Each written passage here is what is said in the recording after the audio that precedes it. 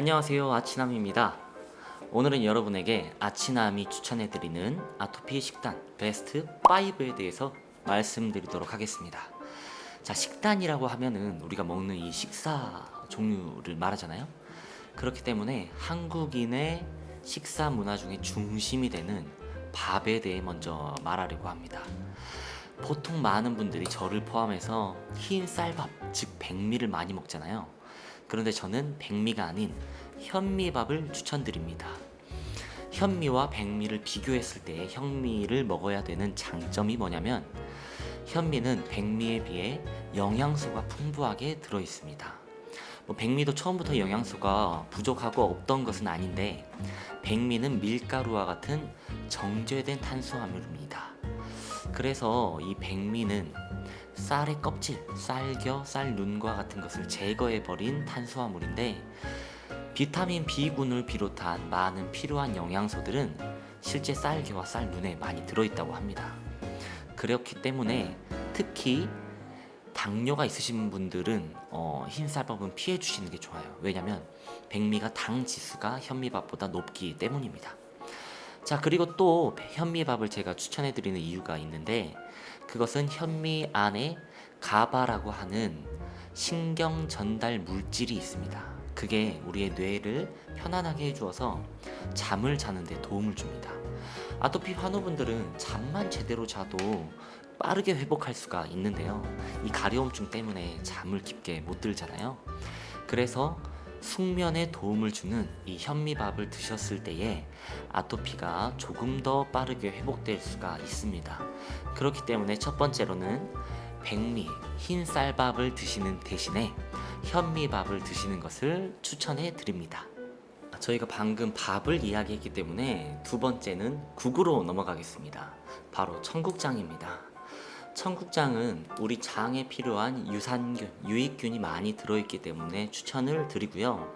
그리고 또 한 가지는 아토피 회복을 위해서 유튜브를 통해 많이 공부를 하셨다면은 한 번쯤은 들어보셨을 수 있을 것 같아요.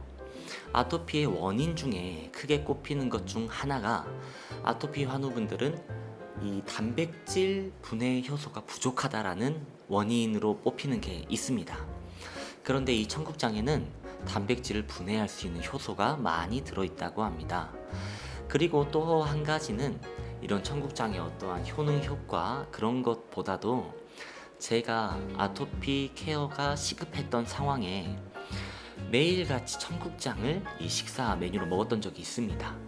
그거를 먹었을 때에 하루 이틀 3일 4일이 지나면서 제가 몸으로 직접 느낀 것이, 몸이 훨씬 가벼워지고, 체중이 가벼워진다는 것이 아니라 몸이 독소가 줄어들고 염증 반응이 줄어들고 가려움증이 줄어들었다는 것을 제가 느꼈다는 것입니다. 그래서 어떤 전문적인 견해보다 이것은 저의 경험을 바탕으로 또 추천을 드리는 것이기 때문에 꼭 한번 시도해 보셨으면 좋겠습니다. 자, 세 번째 음식은 바로 돼지 껍데기입니다. 껍데기 이야기하니까 갑자기 좋아하실 분들도 계실 것 같은데요. 야식으로 드시는 분들도 많이 있고, 또 술 안주로 드시는 분들도 많이 계시잖아요. 그런데 제가 말씀드리는 껍데기 요리는 그냥 껍데기 그 자체만으로 먹는 것입니다. 물론 이제 구워가지고요. 프라이팬에 구워가지고 먹는데 다른 양념을 일체하지 않는 것이 핵심 포인트입니다.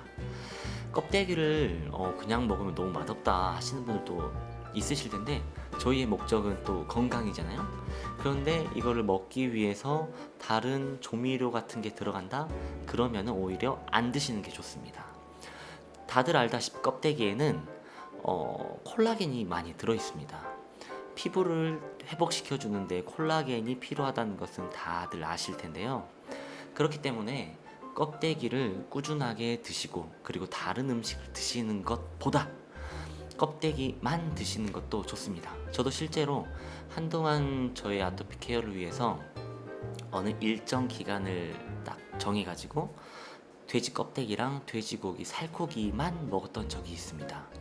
물론 다른 것들 조미료가 들어가지 않고요. 그랬을 때에 아토피가 조금 더 빠르게 회복되는 것을 느꼈습니다. 콜라겐을 넣어주는 것이 좋습니다. 자, 네 번째는 바로 김치 종류입니다. 김치 종류에서도 저는 깍두기를 개인적으로 추천을 드리는데요. 그런데 뭐 이거는 좀 추천이라기보다 저의 체질적인 이유 때문에 저는 깍두기를 많이 먹었습니다. 바로 이거 음식을 많이 먹은 거죠. 체질적이라는 거는 저는 이렇게 정의를 하고 있어요. 우리가 이 장기가 여러 가지 있잖아요. 뭐 장, 위, 신장, 간 뭐 이런 등등의 장기가 있는데 각자 어떤 장기가 조금 강하고 그에 반면에 어떤 장기는 약한 게 있어요. 그런데 저 같은 경우는 장하고 또 위가 좋지가 않은 조금 비교적 약한 체질이었습니다. 그런 분들에게 이 뿌리 채소의 음식이 좋기 때문에 저는 잎채소인 배추김치보다 깍두기를 많이 먹었습니다. 그리고 이 뿌리 채소 무에는 디아스타제라고 하는 이 효소가 많이 들어있어요. 이게 바로 소화를 촉진시켜주는 효소이죠. 그런데 방금 말한 것처럼 저는 위가 비교적 조금 약하기 때문에 소화하는 능력이 조금은 떨어져서 소화에 필요한 음식들을 많이 먹어주는 것이 저의 건강 회복에 큰 도움이 되었습니다. 그래서 이건 저의 체질적 요소로 또 추천을 해드리는 것이기 때문에 아토피 환우분들께서는 제가 또 적극 권장하는 것이 정말 저기 수도권에 있는 유명한 이렇게 체질을 전문적으로 진짜 과학적으로 봐줄 수 있는 곳에 가셔서 본인의 체질을 또 파악하는 것도 추천을 드립니다. 그리고 그 체질에 맞는 음식들을 주로 드시고 건강을 회복하시면은 훨씬 더 빠르게 회복되는 것을 경험하실 수가 있습니다. 그래서 네 번째는 바로 깍두기 뿌리채소 종류입니다. 자, 대망의 다섯 번째입니다. 다섯 번째는 과일인데요. 좀 이렇게 뭐라 해야죠? 균형적이지 않나요? 밥도 나왔고 국도 나왔고 메인 메뉴 그리고 김치 종류 그리고 다섯 번째 과일까지 나름의 식단이 형성되었습니다. 네, 아무튼 다섯 번째 과일은 바로 사과입니다. 사과는 많은 분들이 알고 있다시피 비타민이 풍부하죠. 그 중에서도 아토피 환우분들에게 꼭 필요한 비타민 B군 그리고 비타민 C, 칼슘이 많이 들어있으며 수분이 풍부하게 함유되어 있습니다. 그래서 이 사과를 많이 꾸준하게 드시면은 우리 혈액 속에 미네랄이 많이 공급이 되어서 외부로부터 들어오는 세균을 방어해낼 수가 있습니다. 특히 사과 껍질에 영양소가 있다는 것은 다들 아시죠?